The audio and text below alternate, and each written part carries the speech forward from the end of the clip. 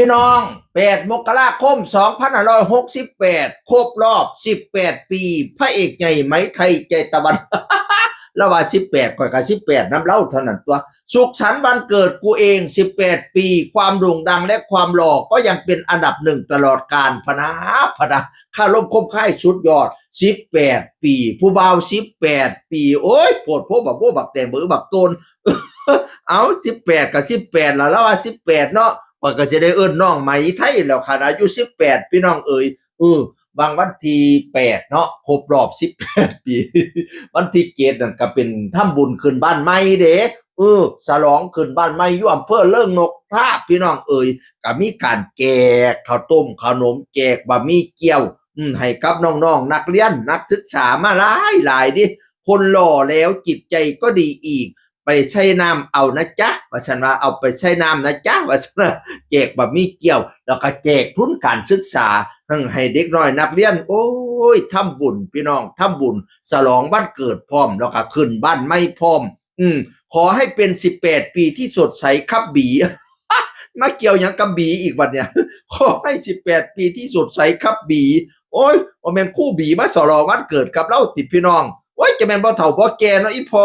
มีความสุขสนุกสนานทำการมอบทุนการศึกษาให้แก่นักเรียนครับบีโอ้ยบีอีกแล้ว บีแล้วบีอีกโอ้ยเนาะ โอ้ลูกศิลปินน้องๆศิลปินไปหลายโดยเฉพาะลูกชายที่เราฮักเขาเจ้าถือกันเป็นป้าป๋าถือเป็นพี่เป็นน้องที่เล็กพระเอกที่เล็กแล้วกับพระเอกลำเพื่อนวงศกรพี่น้องโอ้ยเว้าหยอกกันดีเด้เพิ่นเนี่ยมวนซื่นเป็นตาหนายที่เล็กก็มาเขียนแฮปปี้เบิร์ธเดย์ป๋าไหมอายุ18 ปีบริบูรณ์ครับว่าซั่นสดใสสมวัยตลอดไปครับว่าซั่น ลูกชายที่เพิ่นที่เล็กพี่น้องเอ๋ยโอ้ยผู้บ่าวที่ก็จะไม่รูปรอให้เนาะงานขึ้นบ้านใหม่อำเภอลงนกทาจังหวัดยโสธรพระวารณะไปขึ้นบ้านใหม่วันที่7แต่บ่มีรูปขึ้นบ้านใหม่วะแล้วบ่โชว์บ้านใหม่แล้วเนาะแต่ว่าข่อยเห็นลำเพิ่นก็เขียนว่าไปขึ้นบ้านใหม่ป๋าใหม่แล้วก็ที่เล็กก็ว่าขึ้นบ้านใหม่ป๋าใหม่วันที่7น่ะวันที่8ก็เป็นฉลองวันเกิดแล้วก็ทำบุญจังพี่น้องเป็นทำบุญฉลองวันเกิดแล้วพร้อมล่ะพี่น้องเอ๋ยก่อนหน้านี้ก็ส่งเสบียงไปทหารแถวชายแดนกัมพูชาผู้ใดภารกิจวันนี้ส่งเสบียงให้แนวหน้าอีกเช่นเคยฉลองปีใหม่ย้อนหลังว่าซั่นว่านั่นน่ะโอ้ยสาธุเนาะอิ่มบุญอิ่มอกอิ่มใจสดใสสมวัยพะนะว่านะเฮ็ดบุญฉลองปีใหม่สาธุให้ฮุงเฮียงเหลียงเหลี่ยมให้ปังๆให้ดังๆให้เป็นพระเอกตลอดกาลเด้อปี68นี่เป็นปีทองของเราดิพี่น้องผลงานเพลงให้บุญนำพานี่เป็นเพลงที่ได้รับยอดวิวเป็นอันดับ2นะของ YouTube ยอดวิว135 ล้านวิวพี่น้องเอ๋ยอันดับ1นี่กุหลาบเพลงกุหลาบของก้านตองทุ่งเงินอันดับ1 200 กว่าล้านวิวอันดับ2นี่ให้บุญน้ำพาของไหมไทยนี่130 กว่าล้านวิวพี่น้องเอ๋ยแล้วก็ซิงเกิลใหม่ที่กำลังมาแรง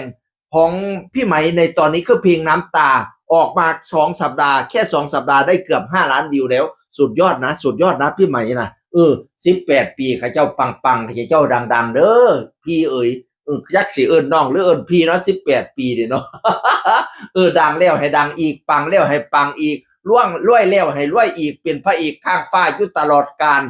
งานก็ไหลมากคือน้ำแกงงานหน่อยงานใหญ่ก็ไหลมากคือน้ำแกงไปแสดงทางไหน FC ให้แตกจนล้นอ้างสนามย่างเจ้าขึ้นห้านให้โดดเด่นเทิงเวทีให้มีแต่คนหาคนส้มนิยมส้มเจ้าเงินค้ำให้ไหลเข้าล้นกระเป๋าเน่นอังให้ได้ดังเป็นเจ้าคนเว้าซาลือเด้อสุขภาพไก่แข็งแรงให้เจ้าแจ้งปันดาวให้เจ้าขาวปันไฟความเจ็บยาสุได้ความไข่ยาสุมีให้เจ้าแข็งปันผ้าให้เจ้ากล้าปันตะวันถึกแดดกะยะไม่เปลี่ยนไข่กะยะหมองสุดไปพ้นให้เจ้าพ้นมาไม่สุดไปไม่ให้เจ้าแตกยอดมาไปกะยะฆ่ามากกะยะของอย่าได้มนคือตองอย่าได้หมองคือเทาอย่าได้เกาเสียสีให้ว่านั่งดีสีใสสองพละกำลังปองไพ่ตองอย่าได้มีสุขะสุขีล้นกำลังคนล้นเลือนอายุยืนฮอดร้อยจนสิ้นศาสนาแฮปปี้เบิร์ธเดย์พระเอกใหญ่ไหมไทยหัวใจศิลป์เสียงคือคนเก่าเว้าสู่ฟังสวัสดีครับ